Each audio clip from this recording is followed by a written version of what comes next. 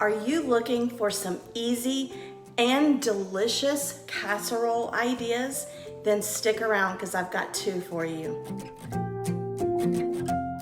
Hey my friends, welcome back to my channel. Thank you so much for stopping by. Today is going to be a great video because I have two casserole recipes that are so delicious and you are going to want to add them to your meal rotation. Trust me, they are so good. And I think they can probably be made in under 30 minutes. So that is perfect for the busy moms who need to get dinner on the table. It's also a collaboration and it is called Foodie Friday and it's once a month, but it is hosted by Jessica at Jessica Myros, as well as Tiffany at Small Town 6. I'm gonna leave a link to their channels in the description box below, as well as a playlist of all the content creators that are taking part in today's collaboration. So let's go ahead and get started.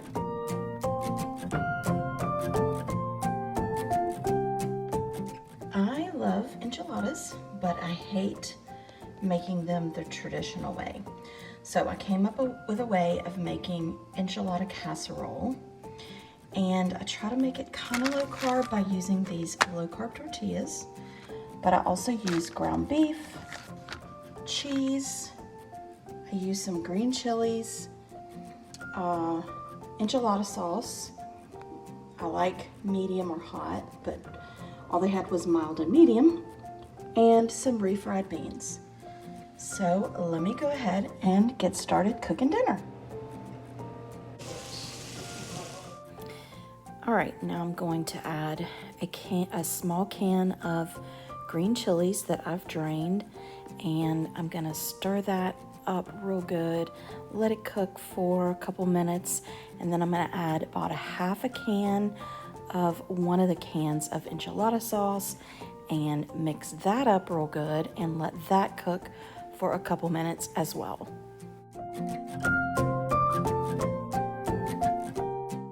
While that's cooking, I'm gonna shred my cheese. Now that my cheese is shredded, I'm gonna take a little bit of it and add it to the ground meat just to let it melt a bit in with the meat.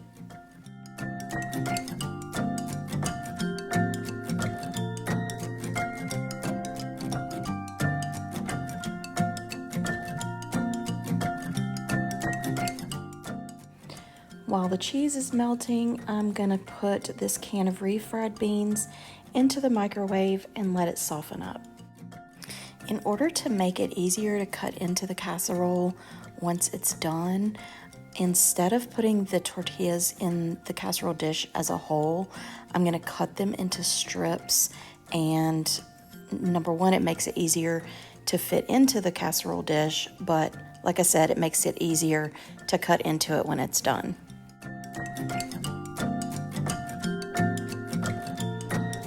Now I'm going to start layering. I'm just going to put a little bit more of that enchilada sauce from that first can in the bottom, and this will just help the strips not to stick to the casserole dish. I also did spray my casserole dish. So anyway, I just spread that out evenly and I start laying my tortilla strips into the casserole dish until as much of the bottom is covered as possible.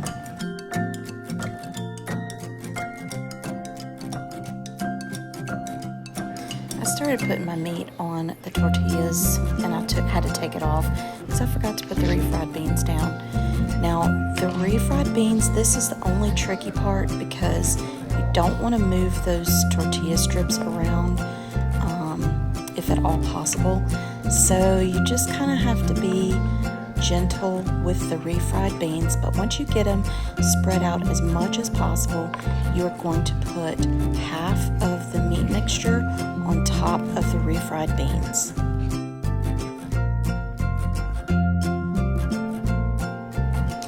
Now you are going to add some enchilada sauce on top of the meat. Then you're going to take about half of the cheese and just sprinkle it on top of that meat mixture, and then you are going to start repeating the layers again.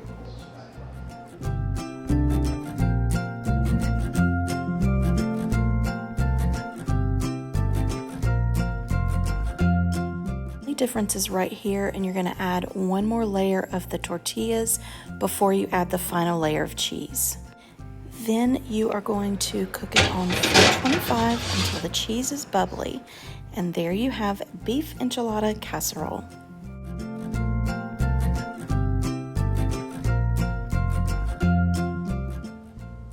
All right, I love the smell of stuffed bell peppers. And they look good, but I've made them before, and I don't like the way they come cooked. So I found a recipe for 1 pot stuffed pepper casserole, and this is what you will need. You will need rice, ground beef, 1 pound. It calls for 2 cans of diced tomatoes, but I'm just going to use 2 cans of rotel, a red bell pepper, a green bell pepper, an onion, a can of green chilies, cilantro. It calls for Colby cheddar cheese and Monterey Jack cheese, but I'm just using Colby, and then garlic. And as for spices, it also calls for chili powder and cumin. So let me go ahead and start prepping the vegetables. I've talked about my vegetable chopper in other videos, so I will make sure to put a link to it in the description box below, because y'all, this is such a time saver. I love my vegetable chopper.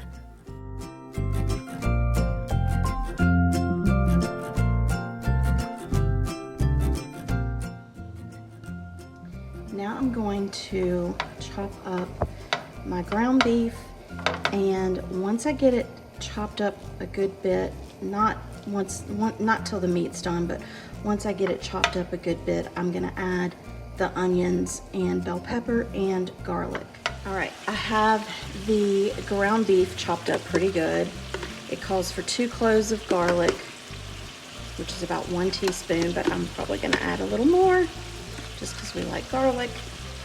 And I'm going to add the onion and bell pepper. I'm gonna have a link to this chopper in the description box because this thing is amazing. I love using this, and it's super easy to clean. So now I'm just gonna stir this up and let it cook until the meat is done and the veggies are tender. You already know how good this smells. When you add onion and bell pepper to anything, your kitchen is gonna smell so good. While my meat and veggies are cooking, I'm gonna shred my cheese. It calls for 1.5 cups. I bought a 1 pound block, so I'm just gonna start with a half of that block, and I'm gonna shred it. I'm just gonna do 2 cups just because we like cheese. Yeah, that's gonna be enough. And I will also put a link to my shredder in the description box because this is awesome as well. All right, the vegetables are tender and it looks so pretty and it smells so good. So at this point, I'm going to add my green chilies. The recipe doesn't say anything about draining them. Then I'm gonna add my 2 cans. I hope this pan is big enough. Anyway, 2 cans of tomatoes. Goodness, it's gonna be full. Then I'm gonna add in a cup of rice, 1 cup of, which I forgot to mention, beef broth, and I am using beef consomme because it tastes really good. Then it calls for 1/2 teaspoon of cumin, and this is all I have left. I don't think it's even 1/2 teaspoon, but I'm gonna use it all. And it calls for a full teaspoon of chili powder. Then I'm gonna mix this up, and it is going to cook, it's gonna cook until it starts to boil. Once it starts to boil, I'm gonna cover it and let it cook until the rice is tender. So let me get this stirred up, mixed real well, and then I'm gonna let it boil and cover it.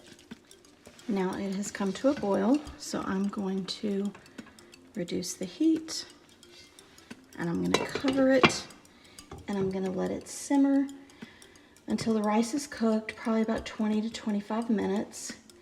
While that is happening, I'm going to chop up some cilantro. And as far as the cilantro, it calls for about 2 tablespoons. So if you really like cilantro, you can add more. If you don't like it, you don't have to add it at all. All right. This has been cooking probably longer than 25 minutes just because I had it on the lowest it would go. Well, and it was probably too low, so I needed to have it on like, not the very lowest, but I don't know, just have it on low. But the rice looks like it's done. So at this point, you add in the cilantro, about 2 tablespoons, stir that up, and then once you get it stirred, we are going to add the cheese. Once you add the cheese, now this is one of those casseroles that is a casserole that you don't have to bake. So it's just a 1-dish meal, which is pretty cool. Makes for easy cleanup. So now I'm just gonna add the cheese.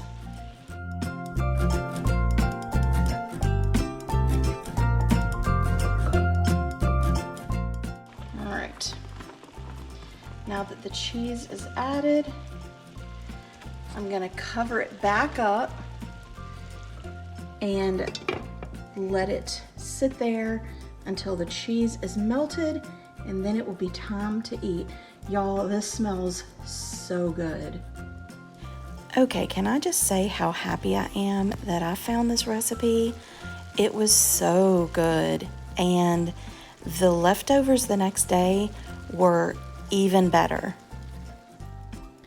All right, the enchilada casserole is one that I make frequently, so we love that. It's tried and true.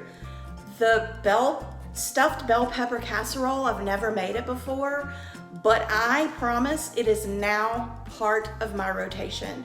It was so good, and honestly, it was even better the next day. It was so delicious. So you definitely need to make sure that you make those recipes.